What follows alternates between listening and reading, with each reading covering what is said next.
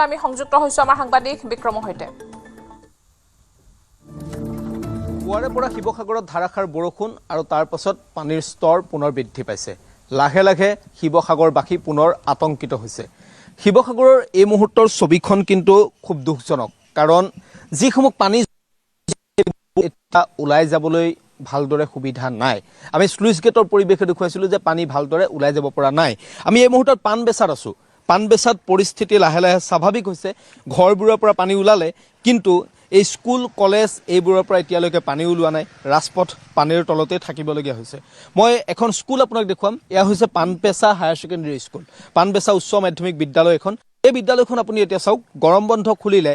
আন যিহেতু বানৰ বাবে চৰাইদেউ আৰু শিৱসাগৰত ইতিমধ্যে গৰম বন্ধৰ সময়সীমা বৃদ্ধি কৰি দিয়া হৈছে, আৰু এই বিদ্যালয়সমূহ চাওক আপুনি, এই বিদ্যালয়সমূহ এতিয়াও বানত সম্পূৰ্ণৰূপে ডুব গৈ থাকিবলগীয়া হৈছে।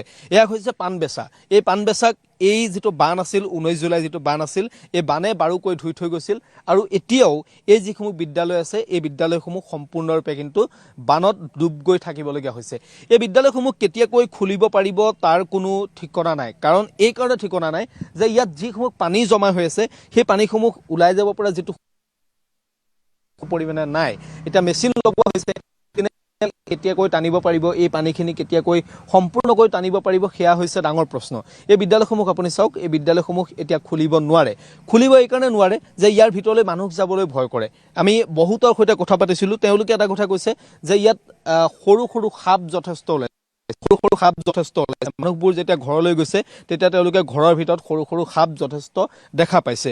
এনেকুৱা ধৰণে বিদ্যালয়সমূহ তেওঁলোকে এতিয়া পানীৰ তলতেই এই বিদ্যালয়সমূহ থাকিবলগীয়া হৈছে। বহু বিদ্যালয় আছে, বহু বিদ্যালয় এতিয়া আপুনি শিৱসাগৰ জিলাখনত যদি চাই, 500তকৈ অধিক বিদ্যালয় এতিয়াও পানীৰ তলতে থাকিবলগীয়া হৈছে। বহু বিদ্যালয় ইতিমধ্যে এক প্ৰকাৰ এই পানীৰ বাবে জৰাজীৰ্ণ হৈ গৈছে। গতিকে ছাত্ৰ ছাত্ৰীৰ ভৱিষ্যতক লৈ এই মুহূৰ্তত প্ৰশ্ন উত্থাপিত হৈছে।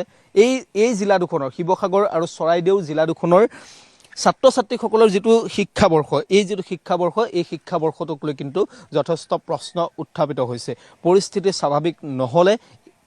স্বাভাৱিক নহ'লে যথেষ্ট কিন্তু ছাত্ৰ ছাত্ৰীসকলো বিপদত পৰিব। এয়া হৈছে পাণবেচাৰ পৰিৱেশ। পাণবেচাৰ পৰিৱেশটো যদি আপুনি চাই, পাণবেচাত আপুনি এতিয়াও আপুনি চৌদিশে কেৱল পানী আৰু পানী দেখিবলৈ পাব। এইসমূহ পথাৰ দেখা পাইছে, পথাৰসমূহ পানীৰে উপচি আছে। মুখ্যমন্ত্ৰী হিমন্ত বিশ্ব শৰ্মা আজি পাণবেচালৈ আহিব।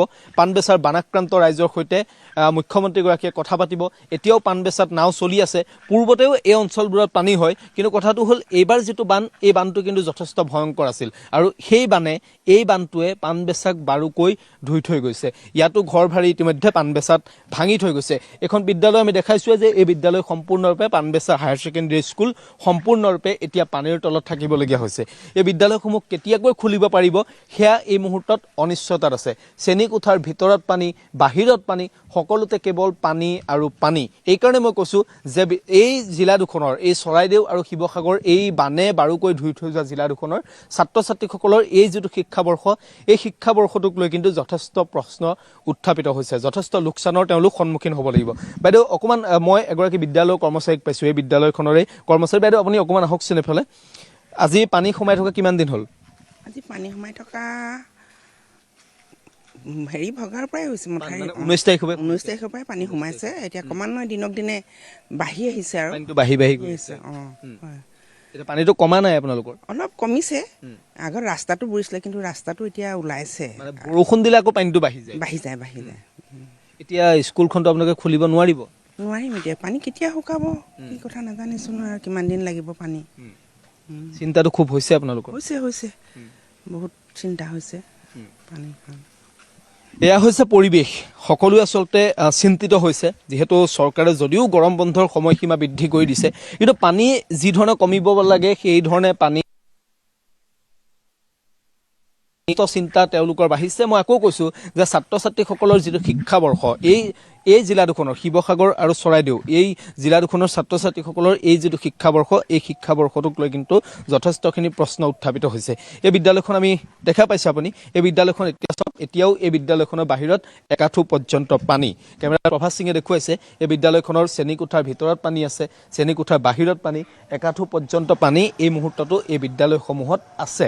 এনেদৰে এতিয়া শিৱসাগৰ আৰু চৰাইদেউ শিৱসাগৰ আৰু চৰাইদেউ যথেষ্ট সংখ্যক বিদ্যালয় যথেষ্ট সংখ্যক নহয় প্ৰায় সংখ্যক বিদ্যালয়ে এই মুহূৰ্তত এতিয়া পানীৰ তলত থাকিবলগীয়া হৈছে এয়া হৈছে বান বিভীষিকা 19 জুলাই যেটো ভয়াবহ বান এই বানে সম্পূৰ্ণৰূপে এনেকুৱা ধৰণে এই জিলা দুখনক ধুই থৈ গৈছিল আৰু জিলা দুখনৰ ধৰ্মীয় অনুষ্ঠানৰ পৰা আৰম্ভ কৰি বিদ্যালয়সমূহলৈকে সকলোকে কিন্তু এই বানে সম্পূৰ্ণৰূপে বিপৰ্যস্ত কৰি থৈ গৈছে আৰু আটাইতকৈ ডাঙৰ প্ৰশ্নটো হৈছে যে বৰষুণ অহাৰ লগে লগে পানীৰ মাত্ৰা আৰু বৃদ্ধি পাই গৈ আছে গতিকে প্ৰশ্ন ইয়াতে উত্থাপিত হৈছে যে কেতিয়াকৈ এই পানী কমিব কেতিয়াকৈ এই পানী গৈ দিখৌ নদীত পৰিব আৰু দিখৌৰ পৰা গৈ পানী ব্ৰহ্মপুত্ৰ পৰিবগৈ আৰু পানী হ্ৰাস পাব ক্ৰমে মুহূৰ্তত আপোনাক